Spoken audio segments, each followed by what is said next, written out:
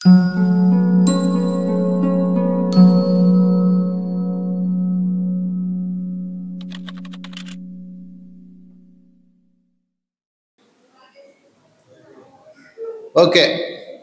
వారు ప్రశ్న అడిగారు, దుఃఖంలో ఉన్నప్పుడు దుఃఖాన్ని ఎలా దాటాలి?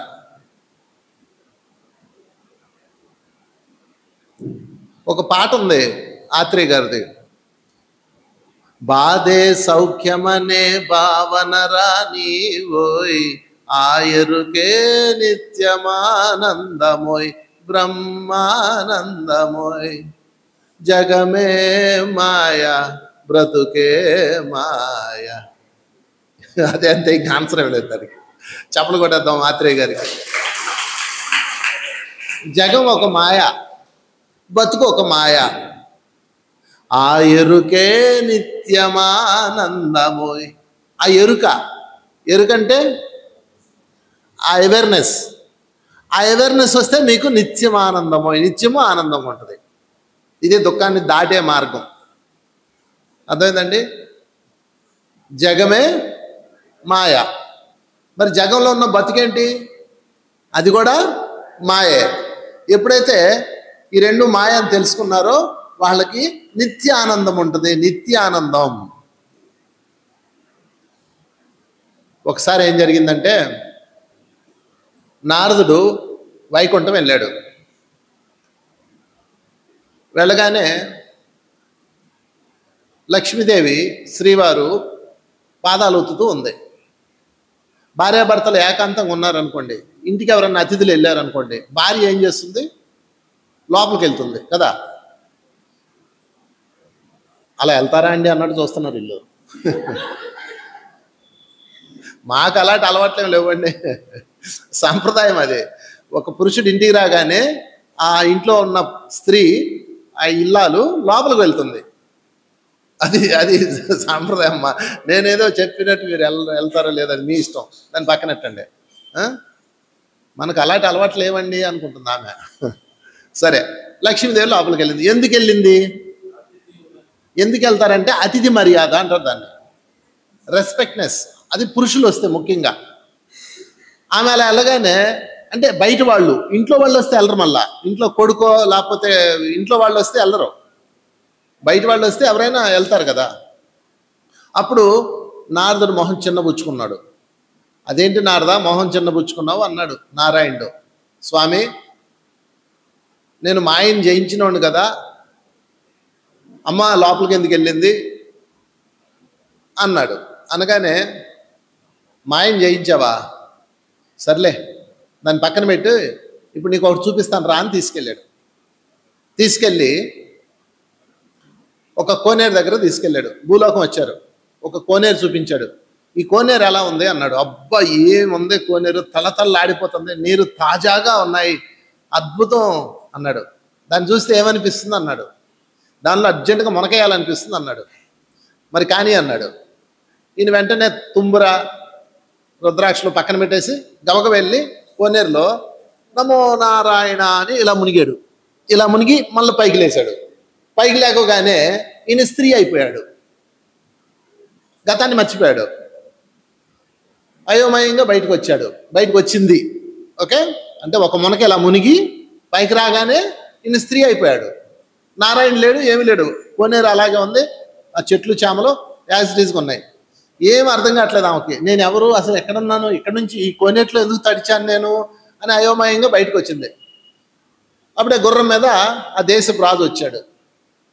వచ్చి, ఆహా ఏం అందంగా ఉన్నావు, ఎవరమ్మా నువ్వు, ఇక్కడ తిరుగుతున్నావు, ఎంత అందగత్తే నా జీవితంలో చూడలేదు అన్నాడు. అనగానే, ఏమో నాకు అర్థం కావట్లేదు, నేను ఇక్కడ ఎందుకున్నాను, నేను ఎవరు అసలు నాకే తెలియట్లేదు అంటే, సరే నాతో పడరా అని తీసుకెళ్ళాడు. తీసుకెళ్ళి రాజ్యంలో ఉంచి వాకప్ చేశాడు. ఎవరూ లేరు. ఓహో ఏమో అనాథేమోలే, కొన్ని ఏదో సంథింగ్ జరిగిందని చెప్పి ఆమెను కొంచెం జాగ్రత్తగా చూసుకొని కొన్ని రోజులకి ఆమెను పెళ్లి చేసుకున్నాడు. ఇద్దరు సంతానంగా అన్నారు. 6 పిల్లలు పుట్టారు. అంటే దాదాపుగా 6 సంవత్సరాలు, 7 సంవత్సరాలు, 10 సంవత్సరాలు అయిపోయింది, 20 సంవత్సరాలు అయిపోయింది. పిల్లలందరూ పెద్దోళ్ళు అయిపోయారు. ఒక్కరోజు కూడా నారాయణ గుర్తు రాలేదు. అంతకుముందు ఏమనేవాడు? నారాయణ నారాయణ. ఎప్పుడు నారదుడి నోట్లోంచి వచ్చే పదం ఇది. లేచినా, కూర్చున్నా, నుంచున్నా, పడుకున్నా, తిన్నా ఎప్పుడు నారాయణే. ఓకే. తర్వాత అతను రోజు నారాయణ లేదు, గీరాయణ లేదు, ఇంకంతే గోల. భర్త, పిల్లలు, భోజనాలు, టీలు, టిఫినీలు, కాఫీలు, తేపాళాలు, చొమ్ములు, అటకలు, చిట్లు ఏమున్నాయి కదా, అవన్నీ మొదలెట్టారు. రాజ్యాలు, రాజ్య విస్తరణలు, కోడళ్ళు, ఉడుగులు, మనవాళ్ళు, మొత్తం మీద 60 సంవత్సరాల జీవితం గడిచిపోయింది. 50 సంవత్సరాల జీవితం గడిచిపోయింది. షష్ఠిపూర్తి కార్యక్రమం వచ్చింది. ఏ కార్యక్రమం? షష్ఠిపూర్తి కార్యక్రమం వచ్చింది. షష్ఠిపూర్తి కార్యక్రమం రాగానే ఇంకా మనవాళ్ళు, మనవరాళ్ళు అందరూ కలిసి వీళ్ళిద్దరికి షష్ఠిపూర్తి చేస్తున్నారు. అదే సమయంలో పక్క దేశం వాడు ఎప్పటి నుంచో ఎదురు చూస్తున్నాడు, వీడు ఎప్పుడు దొరుకుతాడా అని. వీళ్ళందరూ పండగ చేసుకుంటున్నారు కదా, ఒక్కసారి దాడి చేశారు. దాడి చేయగానే ఓచుకోత కోసారు. అందరినీ, కొడుకుల్ని, మనవాళ్ళని అందరినీ చంపేశారు. ఇంకా ఈ ఉమెన్ ఎవరో ఉరఫ్ నారదుడు ప్రాణాలు తెగించేసి పరిగెట్టి పరిగెట్టి పరిగెట్టి ఆ కోనేరు దగ్గరకు వచ్చింది. కోనేరు దగ్గరకు వచ్చి, నా వాళ్ళందరూ చనిపోయారు, నా రాజ్యం పోయింది, నా పదవి పోయింది, నా మనవాళ్ళు పోయారు, ఇంకా నాకు ఎందుకు ఈ బతుకు, నేను ఎందుకు బతకాలి, ఇచ్చి అదో జీవితం అని చెప్పేసి కోనేట్లో దూకింది. కోనేట్లో దూకి మళ్ళీ ఇలా లేకోగానే నారాయణ ఉన్నాడు, నారదుడు అయిపోయాడు. అది బతికే మాయా అంటే. చూసారా, కోనేట్లో ఒక్కసారి మునిగి ఇలా పైకి లేసే లోపు మొత్తం జరిగిపోయింది. 60 సంవత్సరాల స్టోరీ. ఇది జీవితం అంటే.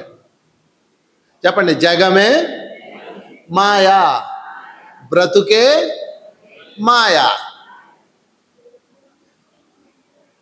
వేదాలలో సారం ఇంతేనయ్యా. ఎంత బాగా రాశాడో ఆత్రేయ గారు. మరొకసారి ఆత్రేయ గారికి చెప్పలేకుండా, అద్భుతమైన గీతం ఇది. కనుకుంటే సత్యం ఇంతేనయ్యా. కనుకుంటే ఇదే సత్యం, కనుక్కోకపోతే మాయా. అక్కడ నారదుడు బయటకు రాగానే నారాయణ నవ్వుతూ ఉన్నాడు. బయటకు వచ్చాడు. మళ్ళా నారదుడు అయిపోయాడు. ఏంది స్వామి, కను రెప్పపాటులో 60 సంవత్సరాలు గడిపించావా? ఏంది స్వామి నీ మాయా అన్నాడు. అది నాయన మాయా, అన్నీ జయించేసాను అన్నావు కదా, మరి అక్కడెందుకు జయించలేకపోయావు? మాయా. ఓకే, అర్థమైందా మీకు? ఇప్పుడు మీరు ఎక్కడున్నారో మీకు అర్థమైందా? మీరే కోనేట్లో మునిగారో, ఈ అనకాపల్లిలో తేలారు. ఈ లీలా మేడం తపస్సు చేసేది హిమాలయాల్లో, అక్కడ మునిగింది, ఇక్కడ తేలింది. ఎవరైతే మునిగి బయటికి వచ్చి మరొక రూపాన్ని తీసుకున్నారో వాళ్ళు వాళ్ళ గతాన్ని మర్చిపోకుండా ఆ దివ్యత్వంలో ఉంటే వాళ్ళే మాయను జయించిన వాళ్ళు. మరి మాయ నుంచి ఎలా బయటపడి మన మూలాన్ని ఎలా తెలుసుకోవాలి? కళ్ళు ముయ్యాలి, మనసు ముయ్యాలి, చైతన్యాన్ని వికసింపు చేసుకోవాలి. అలా చెయ్యాలంటే ఏం చేయాలి? కళ్ళు మూసుకొని శ్వాసను గమనిస్తూ ధ్యానం చెయ్యాలి, అంతే. మేమందరం అలా మాయలోనే ఉన్నాం. నేను ఒక ఎడ్యుకేషనల్ ఇన్స్టిట్యూట్ నడిపేవాడిని. ఈ లీలా మేడం ఏదో చేస్తుండేది, మీ అందరూ ఏదేదో చేస్తుండేవారు. మాంసాలు తినేవాళ్ళం, వాళ్ళనే మేకల్ని తినేవాళ్ళం, జంతు బలులు చేసేవాళ్ళం, అర్థం పర్థం లేని పిచ్చి పనులన్నీ చేసేవాళ్ళం. ఎప్పుడైతే ధ్యానం చేశామో ఆ కోనేరులోంచి బయటకు వచ్చేసాము, నారాయణుడి చెంతన చేరాం. నారాయణుడి చెంతన చేరితే మాయ ఉండదు, నారాయణుడికి దూరంగా వెళ్తే మాయ ఉంటుంది. అర్థమైందా? చేపలు పట్టేవాడు చేపలు పడుతుంటాడు, వాడి కాళ్ళ దగ్గర ఉన్న చేపలు పట్టలేడు, మీకు తెలుసా? దూరంగా ఉన్న చేపలే పట్టగలడు, వాడి కాళ్ళ దగ్గర ఉన్న చేపలు పట్టలేడు. ఎందుకంటే కాళ్ళ దగ్గర గేలం వేసుకోడు ఎవడో, ఇలా వేస్తాడు గేలం. అంటే భగవంతుడికి దగ్గరగా ఉంటే, సత్సంగాలకు దగ్గరగా ఉంటే, ధ్యానానికి దగ్గరగా ఉంటే మీరు మాయను దాటుతారు, మృత్యువుని దాటుతారు. అప్పుడు అంటే నారదుడు, నిజమే స్వామి, నీ మాయలో ఎవరైనా ఉంటారు, అంతా నీ మాయే. మాయలో ఉండి ఇదంతా ఒక మాయని అవగాహన చేసుకొని జీవించాలి మళ్ళీ, అది కూడా. అదే ఇప్పుడు ఈమె, నేను గత జన్మలో నారదుణ్ణి, నాకు ఈ జన్మ ఇచ్చాడు నారాయణుడు అంటే ఇందులో ఏదో తెలుసుకోవాల్సింది, కర్మరుణాలు ఉన్నాయి అని తెలుసుకున్నాడు అనుకో, అప్పుడు మొదనష్ట పనులు చెయ్యము, హింస పనులు చెయ్యము, హింసాకూడు తినము, అధర్మాలు చెయ్యము, మోసాలు చెయ్యము, దోపిడీలు చెయ్యము, కర్మలు పెంచుకోము. ఒకవేళ తెలియలేదనుకోండి, ఇందాక నారదుడు ఏం చేశాడో అవన్నీ చేస్తాం. అర్థమైందా? కనురెప్పలోనే జరిగిపోద్ది అంతా. అందుకని మిత్రులారా, ఇప్పుడే బయటపడదాం మాయలో నుంచి. ఎలా బయటపడాలి? రూల్ నెంబర్ 1 చెప్పండి, ధ్యానము. రూల్ నెంబర్ 2 సజ్జన సాంగత్యము. రూల్ నెంబర్ 3 స్వాధ్యాయము. రూల్ నెంబర్ 4 ఆత్మ పరిశీలన. 4. మొదటి రూల్ ఏంటి? ప్రతిరోజు మీరు ధ్యానం చేయాలి. అప్పుడు మాయ ఏం చేస్తుందంటే నీ దగ్గరకు రాదు, ఆగిపోతుంది. రూల్ నెంబర్ 2 సజ్జనులతో సాంగత్యం చేయాలి. మళ్ళీ దుర్జనులతో సాంగత్యం చేశారనుకో, మళ్ళీ మాయలోకి వెళ్తారు. ఎందుకంటే వాడే ఒక మాయలో ఉన్నాడు, నిన్ను ఇంకో మాయలో పెడతాడు. అర్ధ 0 + అర్ధ 0 గుండు 0, మొత్తం అటాష్. అందుకని ఎప్పుడు సజ్జనుడితోనే స్నేహం చేయాలి. సజ్జనుడు అంటే ఎవరు? సుగంధ పరిమళాలు మాట్లాడేవాడు, సరి అయిన మాటలు మాట్లాడేవాడు. కంప్లైంట్లు మాట్లాడేవాడు సజ్జనుడు కాదు. వాడట్టా, వీడట్టా, ఇదట్టా, అదట్టా, ఈడు అలా చేశాడు, వాడు ఎలా చేశాడు, వాడు సజ్జనుడు కాదు, అది దుర్జనుడు. వాడు మాయలో ఉన్నప్పుడు నిన్ను మాయలో పెడతాడు. కాబట్టి సరి అయిన మాటలో, మధురమైన మాటలో, పరిమళాలు వచ్చే మాటలు మాట్లాడే వాళ్ళతోనే మీరు స్నేహం చేయాలి. అది రెండోది. మూడోది అధ్యయనము, స్వాధ్యాయము. పుస్తకాలు చదవాలి బాగా. యోగులు రాసిన పుస్తకాలు ఎన్నో ఉన్నాయి, అందరూ చదవాలి. మా గురువు గారియే చదువుతానండి. అప్పుడు మీ గురువు గారి దగ్గరే ఉంటావు, బావిలో కప్ప అయిపోతావు. అందరు గురువుల పుస్తకాలు చదవాలి, అందరు గురువుల నుంచి వినాలి, అందరూ చెప్పే విషయాలు ఆలకించాలి, అందరు వీడియోలు చూడాలి. అందులో ఏది కనెక్ట్ అయిందో అది పట్టుకోవాలి. అన్నీ అర్థం కాకపోవచ్చు. మీకు అన్నీ అర్థం కాలేదనుకోండి, మీరు వాటిని వదిలేయండి.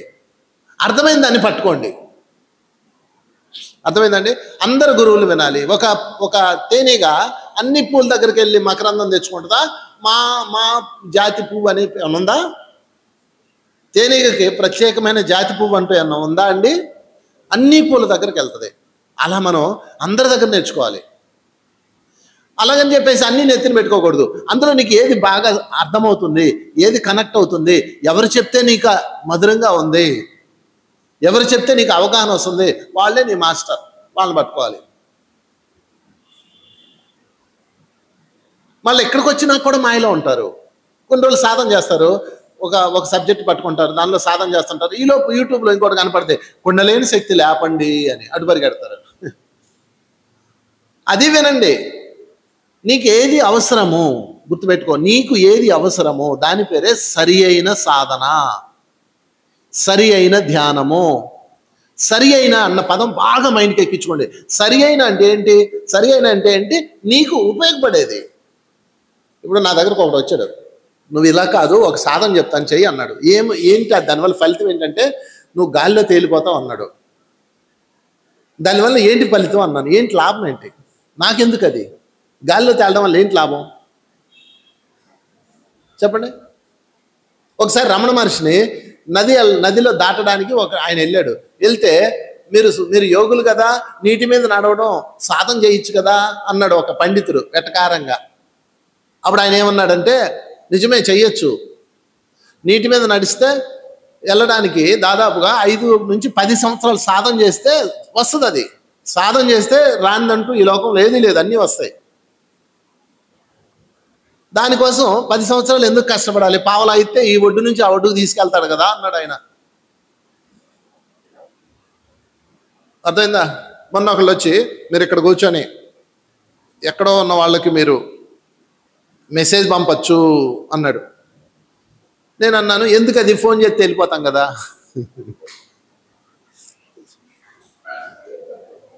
ఫోన్ చేస్తే ఆడికి మెసేజ్ వెళ్తుంది కదా, లేదా మెసేజ్ వాట్సాప్లో మెసేజ్ పెట్టచ్చు కదా. దానికోసం ఎక్కడ కూర్చొని సమ్మలోరికి వెళ్ళా అని మంత్రం చదవాలా? నీకు పిచ్చే ఉన్నా.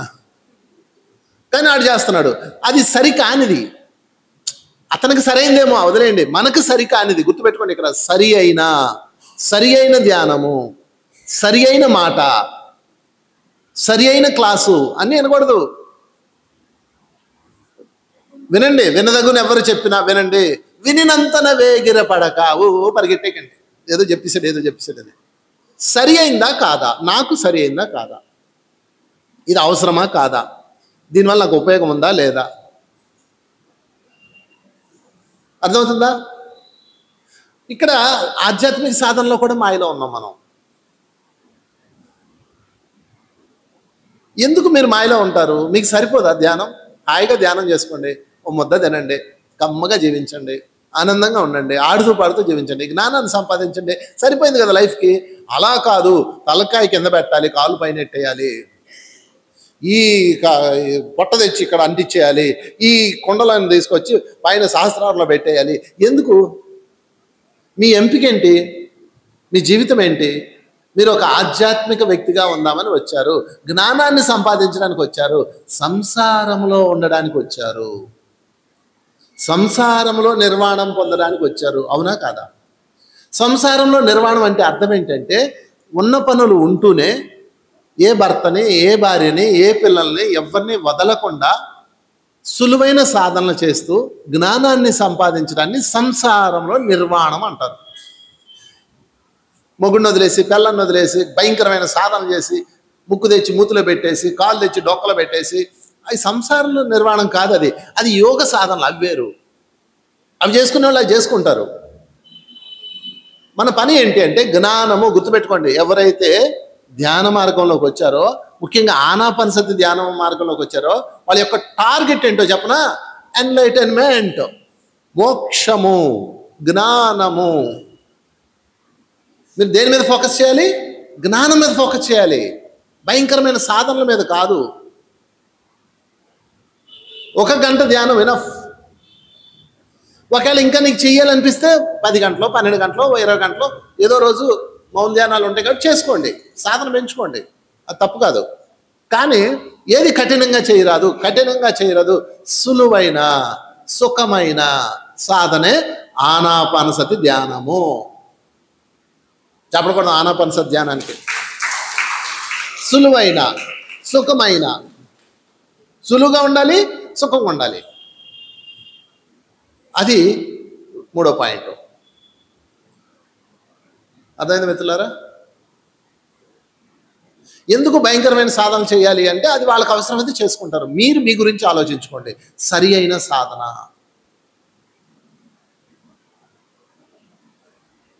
వాళ్ళు ఎవరో చెప్పారంటే అది వాళ్ళ ఇష్టం, వాళ్ళ డిజైన్, వాళ్ళు చెప్తారు. నీకు ఏది అవసరమో నువ్వు చూసుకోవాలి. నాకు ఒకడు వచ్చి చెప్పాడు, నువ్వు ఎలా కాదు, ఎలా జీవించాలి, అసలు నువ్వు ఎలా కాదు, నువ్వు ఎవరు అనుకున్నావు, నువ్వు అది అనుకో, అది ఇది, నువ్వు ఎలా చెయ్యి అని చెప్పాడు. నాకు ఎందుకు ఆ గోలంతా? నేను వచ్చిన ఆ పని మీద కాదు. ఒక సంసారంలో ఉన్నామంటే దానిని కూడా చూసుకోవాలి, నిర్వాణాన్ని సాధించాలి.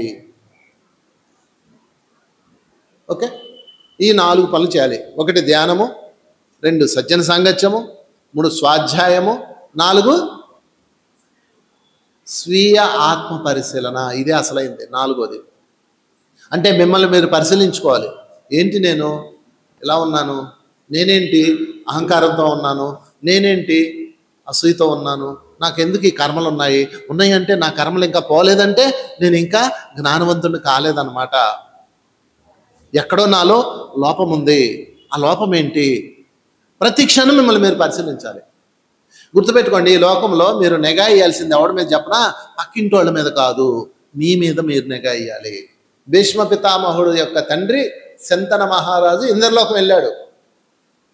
ఇంద్రలోకం వెళ్ళగానే ఇంద్రలోకంలో మీటింగ్ జరుగుతుంది, అందరూ ఇలా కూర్చున్నారు. శంతన మహారాజు కూడా కూర్చున్నాడు. కరెక్ట్గా అదే సమయంలో గంగాదేవి వచ్చింది. గంగాదేవి మహా సౌందర్య రాశి, అపూర్వమైన సౌందర్యం ఆమెది. ఆమె లోపలికి రాగానే మనమైతే ఎలా ఉంటాం? ఒక జోకు బుక్లో చదివాను, ఇలా కూర్చుంటాడు ఒక ముసలోడు, కళ్ళజోడు అనమాట, పేపర్ చదువుకుంటూ ఉంటాడు. ఇంతలో అంత దూరంగా ఒక అమ్మాయి ఇలా బిందు పట్టుకొని సన్నటి నడుపుతూ ఇలా వస్తుంటుంది. ఇప్పుడు వెంటనే కళ్ళజోడు తీసి గబగబ తుడిచేసి ఇలా చూస్తాడు. దగ్గరకు వస్తుంది. దగ్గరకు వచ్చాక చూడగానే ఎవరామె? ఆయన భార్యే. నువ్వా ఎక్కడ చచ్చావు ఇప్పుడు దాకా లోలమా అంటాడు. ఇది మన కథ.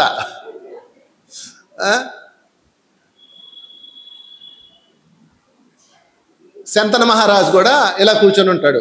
గంగాదేవి లోపలికి వస్తే అక్కడున్న ఋషులు కానీ, మహర్షులు కానీ, రాజర్షులు కానీ, దేవర్షులు కానీ, దైవాలు కానీ ఎవ్వరి మొహంలో చూడండి కన్ను రెప్ప ఉందా, ఈ కన్ను లోపల కంటి పాప ఉంది కదా, ఆ కంటి పాపలో అది కూడా కదలదు. అర్థమైందా? ఇక్కడ ఒకటి ఉంటుంది, రింగ్ ఉంటుంది, చూసుకోండి మీరు, కంటి పాప అది ఇలా ఉంటుంది, ఇలా ఉంటుంది, అది కూడా వాళ్ళకి. అందుకే వాళ్ళందరూ ఆ దేవతలు అయ్యారు. ఊరికి అయిపోతారు దేవతలు. వాళ్ళు ఎన్నో జన్మలు సాధన చేసి అరిషడ్ వర్గాలను జయించాక ఆ స్థితికి వెళ్తారు కదా. ఈ శంతన మహారాజు మాత్రం ఇలా అంటాడు, ఇలా అంటే ఏమండవు, ఇలా అంటాడు. ఇది కొన్ని కథల్లో వేరేలా చెప్పబడింది. ఆమె నడుస్తున్నప్పుడు పైటి జారింది, అందరూ తలలు దించుకున్నారు, ఈయన మాత్రం ఇలా చూశాడని చెప్పబడింది. సరే, ఏదేమైనా ఆయనలో కామోద్దీపన కలిగింది. ఓకే, అప్పుడు వెంటనే ఆయన, ఏమయ్యా నువ్వు ఎక్కడున్నావు తెలుసా, 5th డైమెన్షన్కి వచ్చావు అంటే హయ్యర్ వరల్డ్కి వచ్చావు. హయ్యర్ వరల్డ్కి వచ్చావంటే మనసు పని చేయకూడదు, అంటే నీ చైతన్యం నీ కంట్రోల్లో ఉండాలి. నీకు ఇక్కడ లేదు అంటే నువ్వు డిమోషన్కి వెళ్ళిపో, డిమోషన్ ఇడిపో అన్నారు. ఇది పంపించారు. అప్పుడు అర్థమైందా మన ముందు ఎంత జర్నీ ఉందో. మాట్లాడితే పైలోకాలకు పోతానంటారు, ఆఖరి జన్మ అంటారు మాట్లాడితే. సరే, ఆయన కిందకు వచ్చాడు. కిందకు వచ్చిన తర్వాత భూమి మీదకి ఇంటికి వచ్చాడు. ఇంటికి రాగానే మొదలదు కదా మైండ్, ప్రార్థిస్తాడు. నీ మీద నా మనసు ఉండిపోయింది, నువ్వు నాకు భారీగా రా నాకు అని చెప్పేసి ఆమెను పిలుస్తాడు. రోజు పిలిస్తే ఆమె వస్తుంది. ఆ రోజు నీ వల్ల ఇంద్రసభలో అవమానం పడ్డాను, నువ్వు నాకు భార్య అవ్వాల్సిందే, నేను విడిచి ఉండలేను అని చెప్తాడు. నేను మానవులను పెళ్లి చేసుకోకూడదు, ఎందుకంటే నువ్వు ఇంకా చిన్ని స్థాయిలో ఉన్నావు, నేను హయ్యర్ స్థాయిలో ఉన్నాను అంటది ఆమె. అయితే ఒక షరతు పెడతాను, మన ఇద్దరం పెళ్లి చేసుకుందాం, నేనేం చేసావు నువ్వు మాట్లాడకూడదు అంటది. అనగానే ఆయన సరే అంటాడు. ఆ మత్తులో ఉన్నాడు కదా, పెళ్లి చేసుకుంటారు. గుర్తుపెట్టుకోండి, గంగాదేవి శివుడు భార్య కాదు. శాస్త్రాలన్నీ చదివేసినట్టు తెగ చెప్పేస్తుంటారు శివుడికి 2 భార్యలని. శివుడికి ఒక భార్య, ఆమె పార్వతీదేవి. ఆమె ముందున ఎవరు, పార్వతీమాత ఎవరు, ముందు జన్మ. ఇంకా డౌట్గా ఉందా మీకు? సతీదేవి మరణించి పార్వతిగా జన్మించింది. శివుడికి ఒకే భార్య. మరి గంగ ఎవరు అంటే ఆమెని తల మీద ధరించి భూమి మీదకి వదిలాడు అంతే. వాటర్ ఫోర్స్గా వచ్చినప్పుడు భూమి బద్దలవుతుంది కాబట్టి తలను పెట్టాడు అంతే. అంతే తప్ప గంగాదేవి భార్య కాదు. గంగాదేవి యూనివర్స్ కోసం శివుడు తన తలను పెట్టాడు అంతే. సరే, మొత్తం మీద గంగాదేవి భూమి మీదకి వచ్చింది, శంతనుని పెళ్లి చేసుకుంది, పిల్లలు కన్నారు, బిడ్డ పుట్టాడు. బిడ్డ పుట్టగానే ఇవేం చేసేది, వాడిని తీసుకెళ్ళి నీళ్ళలో ముంచేది, నదిలో పడేసేది. మొదటి బిడ్డ, రెండో బిడ్డ, మూడో బిడ్డ, నాలుగో బిడ్డ, ఐదో బిడ్డ, ఆరో బిడ్డ, 7 బిడ్డలు.